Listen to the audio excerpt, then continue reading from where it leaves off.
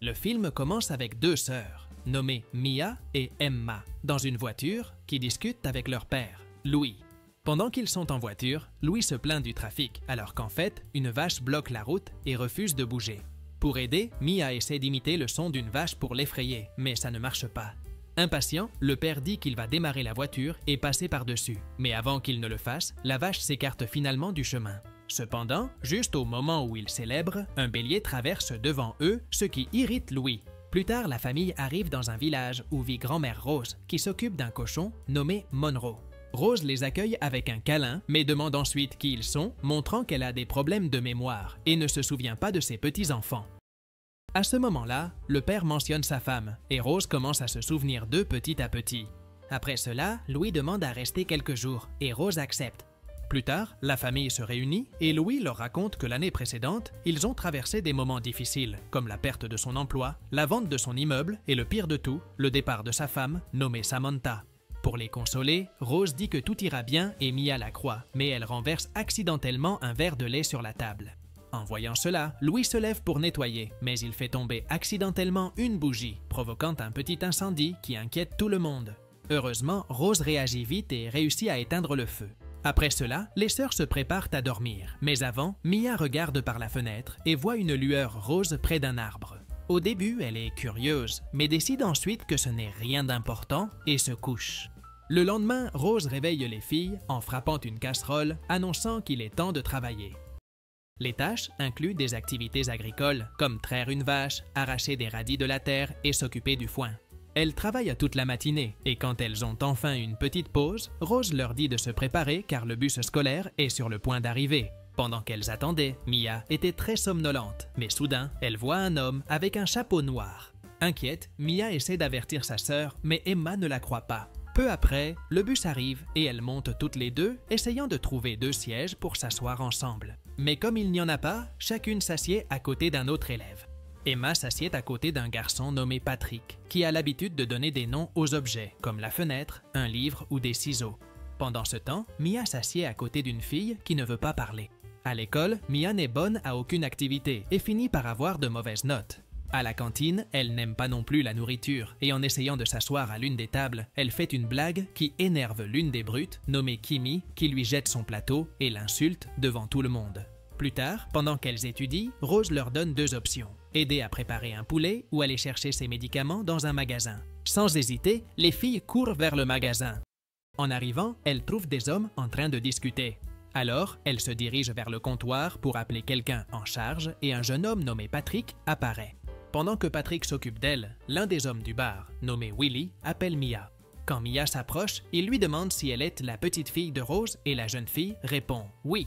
Alors, Willy dit qu'il connaît Rose et la mère de Mia. De plus, il raconte que des choses magiques se produisent au ranch de Rose et qu'il a déjà vu un vaisseau spatial. Cependant, Emma ne croit rien de tout cela et part avec Mia. De retour à vélo, elles sont toutes deux interceptées par Kimi qui avait amené son animal de compagnie pour les attaquer.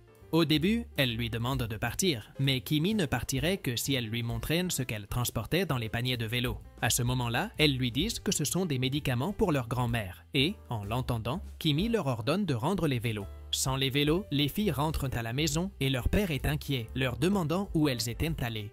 Un peu agacée, Emma dit qu'elle veut partir et retourner là où elle vivait avant, mais Louis refuse. Plus tard, Louis entre dans la chambre pour parler à Emma, lui montrant des photos de Samantha et essayant de convaincre sa fille de rester à l'endroit.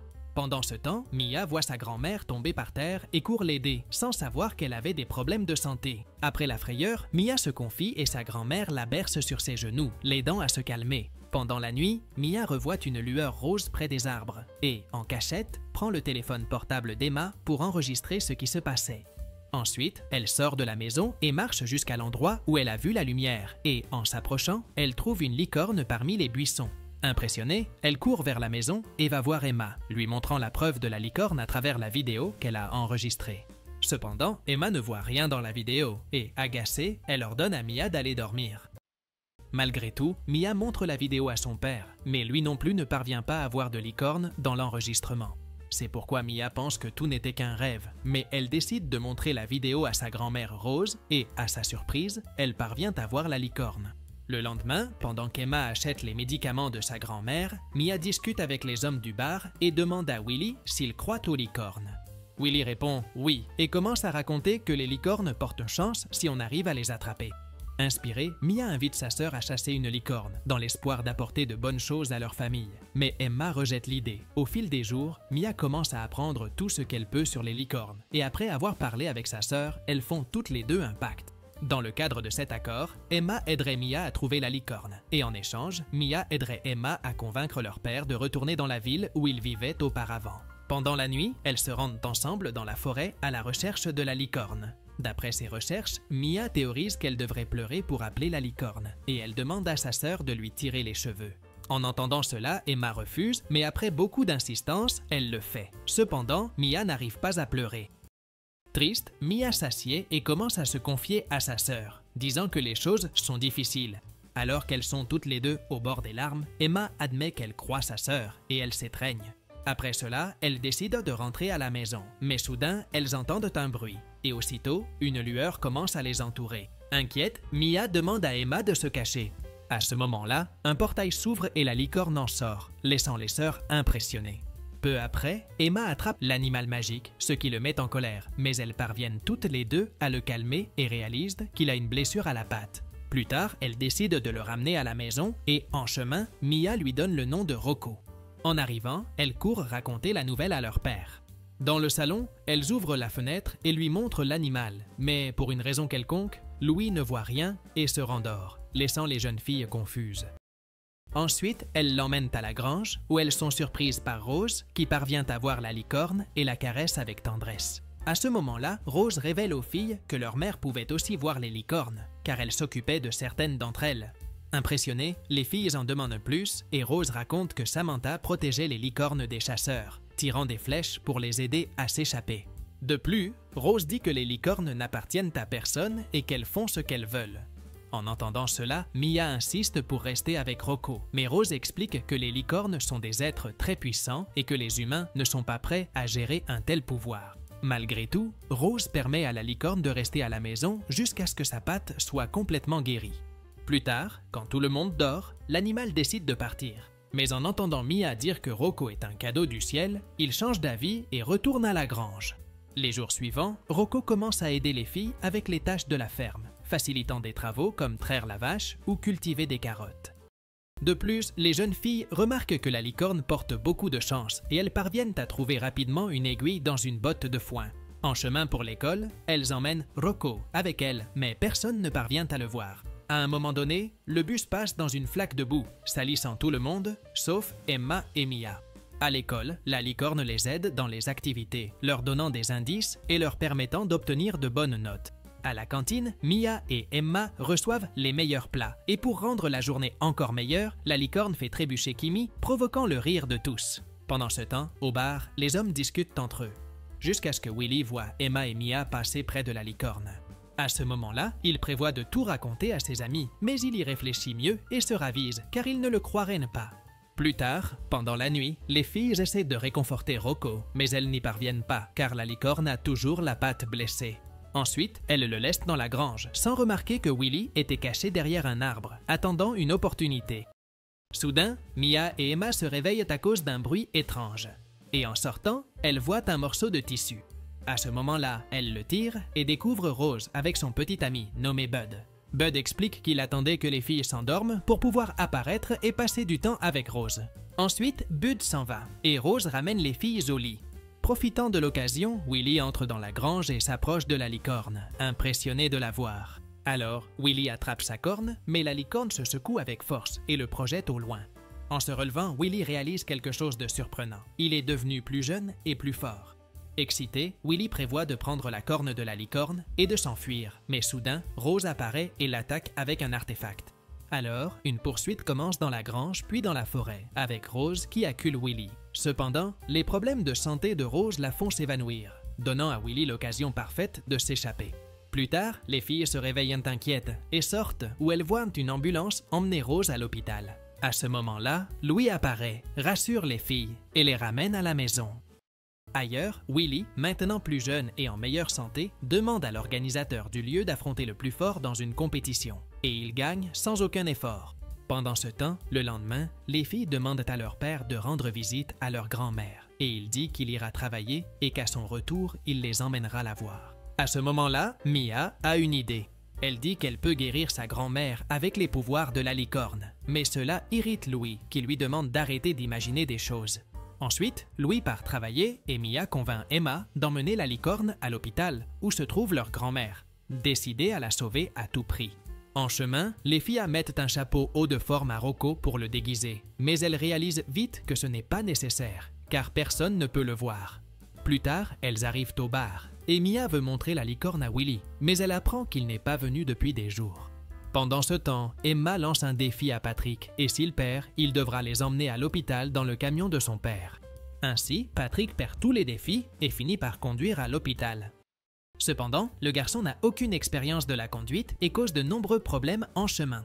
Heureusement, Rocco fait un trou dans le camion et parvient à arrêter le véhicule avant qu'une tragédie ne se produise. Après cela, tout le monde descend du camion, et voyant sa vie sauvée, Patrick parvient également à voir Rocco, et est impressionné. Ensuite, ils appellent une dépanneuse qui arrive à temps. Pendant ce temps, Willy recommence à vieillir et décide de retourner à la grange à la recherche de la licorne. Cependant, il ne la trouve pas et commence à s'inquiéter car il devient de plus en plus vieux. Plus tard, dans un atelier mécanique, le coût de la réparation du camion s'avère très élevé et les enfants mettent leurs économies en commun pour essayer de le couvrir, mais ils n'y parviennent pas. Soudain, Emma a l'idée d'acheter un billet de loterie et le gratte avec la corne de Rocco, obtenant ainsi l'argent nécessaire pour réparer le véhicule. De retour avec Willy, il arrive au bar de manière agressive, demandant après les petites filles de Rose et affirmant qu'elles avaient trouvé une vraie licorne. En entendant cela, l'un des hommes rit, mais Willy, agacé, le projette au loin. Ensuite, Willy offre la vie éternelle et la jeunesse en échange de leur aide pour retrouver les filles. Le problème est qu'ils ne savent pas où elles sont allées, mais soudain, Kimi apparaît pour les aider. Le groupe formé, ils se préparent et partent à cheval vers l'hôpital. Pendant ce temps, le trio de jeunes arrive à l'hôpital, et pendant qu'ils discutent de l'endroit où pourrait se trouver leur grand-mère, Rocco entre dans un ascenseur et s'en va. Finalement, la licorne arrive dans une salle où se trouvent plusieurs jeunes. Impressionnés, les enfants commencent à toucher sa corne, ce qui les remplit de joie. Aussitôt, le trio de jeunes arrive, et Patrick demande pourquoi les autres ne peuvent pas voir la licorne. Emma lui explique que pour voir Rocco, il faut croire que l'impossible peut arriver. Après cela, Mia et Emma arrivent dans la chambre de leur grand-mère et lui disent qu'elles sont venues la sauver. Alors, elles lui demandent de toucher la corne de Rocco, et ainsi, elle rajeunira et guérira. Rose accepte et est sur le point de la toucher, mais elle s'arrête au dernier moment.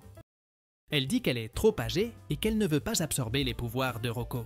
De plus, Rose montre que la corne de la licorne est courte et sans couleur, et que si elle la touche, Rocco pourrait quitter ce monde. Malgré tout, Rose affirme qu'elle a encore beaucoup de temps pour profiter de la vie et se lève du lit pour partir avec ses petites filles. En chemin, Mia se sent mal d'avoir utilisé autant de pouvoirs de la licorne et lui demande pardon, promettant de le ramener dans la forêt. Cependant, le camion s'arrête soudainement car ils sont interceptés par Willy et ses acolytes. Sans perdre de temps, les hommes retirent la clé du véhicule et la jettent loin. Ensuite, Willy ouvre l'arrière de la camionnette. Il sort la licorne et s'enfuit avec le groupe. Sans espoir, Mia et les autres cherchent la clé au milieu de la forêt, mais ne la trouvent pas. À ce moment-là, Louis apparaît et les filles lui demandent de sauver la licorne, mais il s'irrite et ordonne à tout le monde de monter dans la voiture. Pendant le trajet, elles essaient de convaincre Louis que la licorne existe et qu'elles doivent la sauver. Pendant ce temps, ailleurs, Willy et ses acolytes utilisent le pouvoir de Rocco pour avoir de la chance et gagner à plusieurs jeux. De retour avec Louis, il dit qu'ils vont tous quitter la ville, car Emma l'avait demandé il y a longtemps. Cependant, elle répond qu'elle ne veut plus partir et qu'elle souhaite maintenant rester en ville. Après beaucoup d'insistance, Mia supplie son père de la croire, au moins une fois. Un peu agacé et sans beaucoup d'options, Louis accepte et conduit vers l'endroit où Willy avait emmené la licorne. En arrivant, Louise, Bud et Rose descendent de la voiture et demandent aux jeunes de rester à l'intérieur du véhicule. Ensuite, Louis s'approche de Willy et poliment lui dit qu'il est le père des filles. En entendant cela, Willy s'énerve, disant que la licorne ne partira pas. Après, Willy place un dispositif sur des cartes sur la table, ce qui inquiète Louis. Malgré tout, Louis insiste, et à ce moment-là, Rose et Bud apparaissent pour le protéger. Soudain, Louis réalise que les cartes que Willy avait marquées étaient les pires possibles et qu'il perdrait la partie. Remarquant qu'il a perdu sa chance, Willy regarde autour de lui et voit Mia emmener la licorne. Inquiète, Mia commence à courir avec la licorne, provoquant un grand tumulte dans l'endroit. À un moment donné, Mia monte sur Rocco, traversant tout sur son passage. En voyant sa fille flotter dans les airs, Louis est impressionné et parvient enfin à voir la licorne. Dehors, Mia s'enfuit, mais Willy la poursuit. Pendant ce temps, la licorne devient de plus en plus puissante et sa corne grandit. Au même moment, Willy tente de lancer un lasso pour attraper la corne et maîtriser la licorne, mais il finit par en casser la pointe. Pendant la poursuite, une colline apparaît et Mia, avec Rocco, tombe du précipice. Willy essaie aussi de freiner, mais il est projeté du haut. Après cela, tout le monde s'inquiète, pensant que Mia a disparu, mais soudain, elle apparaît volant avec Rocco dans le ciel. Dans la scène finale, Rocco est emmené dans la forêt, où il retrouve sa mère. Alors, Mia lui dit au revoir, lui disant qu'elle sera toujours avec lui, même de loin. Pendant ce temps, Willy reste coincé dans la branche d'un arbre et demande de l'aide, mais personne n'apparaît. Et c'est ainsi que le film se termine. Si vous avez aimé cette vidéo, n'oubliez pas de vous abonner à la chaîne, de la liker et d'en profiter pour regarder d'autres résumés incroyables qui sont disponibles pour vous. Je vous dis au revoir pour l'instant et on se retrouve dans la prochaine vidéo.